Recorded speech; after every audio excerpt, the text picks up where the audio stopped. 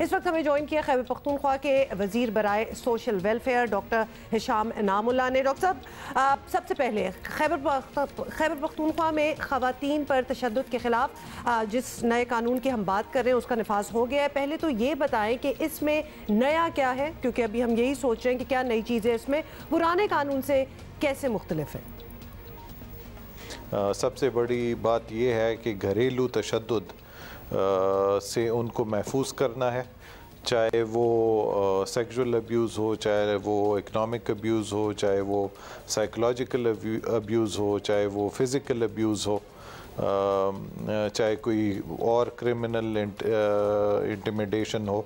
ان سب سے ہم نے اپنی ماؤں کو، اپنی بیٹیوں کو، اپنی بہنوں کو محفوظ کرنا ہے،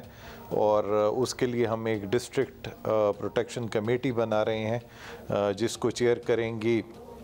اس ڈسٹرکٹ کی سٹنگ ایم پی اے، فیمیل ایم پی اے، اور اگر وہ نہ ہو تو ڈپٹی کمشنر اس کو چیئر کریں گے۔ اس میں ہمارے ڈی ایچ او بھی ہوں گے، ہمارے ڈسٹرکٹ آفیسر سوشل ویلفیئر بھی ہوں گے، ڈسٹرکٹ پروسیکیوٹر بھی ہوں گے، ڈسٹرکٹ خطیب بھی ہوں گے، سول سوسائٹی سے 2 لوگ ہوں گے، وومن کمیشن کی جو چیئر پرسن ہیں وہ بھی ہوں گی،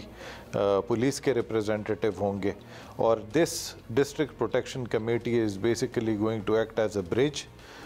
between the service provider, between the complainant, between the government. چلیں ہوپفلی یہ کمیٹی جس میں بہت سارے لوگ ہیں، ایک تو مجھے لگ رہا تھا کہ کچھ زیادہ ضرورت سے لوگ ہیں پروبیبلی، لیکن لیٹس سی کہ ان کی کیا افیکٹونیس وقت کے ساتھ سامنے آتی ہے۔ جتنے لوگ ہوں گے اتنی رائے بھی زیادہ ہو جاتی ہے۔ ہاں، آپ یہ بتائیے گا سر ہشام صاحب کہ مسئلہ یہ نہیں ہے کہ قوانین موجود نہیں ہیں، ان کا نفاذ مسئلہ ہے، اس لیے خواتین محفوظ نہیں رہتی ہیں۔ نئے قانون کا نفاذ یقینی بنانے کے لیے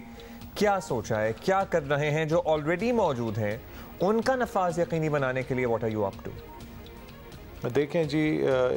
امپلیمنٹیشن آپ بالکل ٹھیک کہہ رہے ہیں کہ کنسرن ڈپارٹمنٹس کو چاہیے کہ وہ امپلیمنٹیشن کریں، لیکن اس میں اتنے زیادہ سٹیک ہولڈرز ہم نے انوالو کیے ہیں، اور جیسے کہ اب گورنمنٹ کو آپ دیکھیں تو گورنمنٹ ایک ہیلپ لائن بھی میسر کرے گی، اس کے علاوہ عورتوں میں اس قانون کی اویئرنیس، ان کے کیا حقوق ہیں ان کی اویئرنیس بھی دے گی، اس کے علاوہ مانیٹرنگ بھی کرے گی۔ پھر آپ کا ڈپٹی کمشنر ہے، اس میں پولیس ریپریزنٹیٹیو ہے، ڈسٹرکٹ پروسیکیوٹر ہے، وہ وومن کمیشن کی آپ کی چیئر پرسن ہے۔ تو اس کمیٹی کا اور اس قانون میں جتنے سٹیک ہولڈرز انوالوڈ ہیں ان کا ایک دوسرے پہ بھی چیک اور بیلنس ہے۔ اچھا ڈاکٹر صاحب، فائنلی یہ بھی بتا دیں کہ یہ قانون جو ہے یہ تو آ گیا، اور دوسری جانب بچوں کے تحفظ کے قانون کی بھی تیاریاں ہیں، بڑی سخت سزائیں بھی تجویز کی گئی ہیں، کیا کچھ بدل رہے ہیں موجودہ سسٹم میں؟ We looked at every aspect of that law and we made it as tough as possible, as efficient as possible. تو وہ ہم نے لاء میں امینڈمنٹس کیے، اس میں جو سزائیں تھیں ڈیفرنٹ کرائمز کے لیے، چائلڈ ابیوز، ایون نیگلیکٹ کے لیے، اگر کوئی پیرنٹس اپنے بچے کو نیگلیکٹ کریں تو اس کی بھی کچھ نہ کچھ سزا ہونی چاہیے۔ اس کے علاوہ sexual abuse, psychological abuse, physical abuse, exploitation, یہ ساری چیزیں، ان کی ڈیفرنٹ جو سزائیں تھیں، یہ آرگن سمگلنگ جو ہے،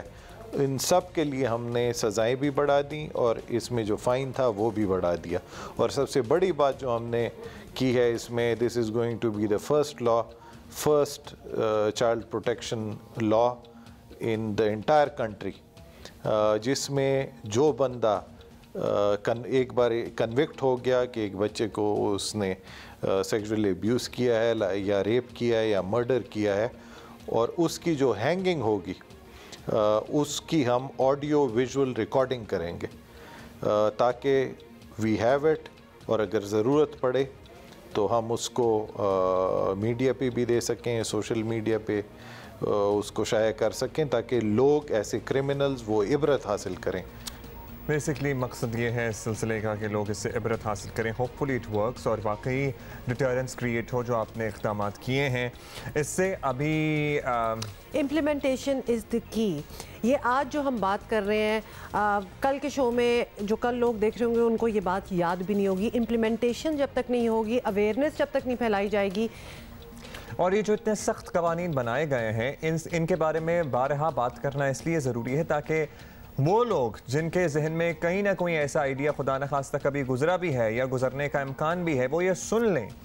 कि अगर पकड़े गए तो फिर बचत नहीं है। हाँ, लेकिन उससे डर भी जाए ना, उनके सामने ऐसे एग्जांपल्स भी हों कि जी अगर पकड़े गए तो नहीं अभी वो लोग हैं जो जिनको पता है कि हम पकड़े जाएंगे और बच जाएंगे, वरना कौन करेगा,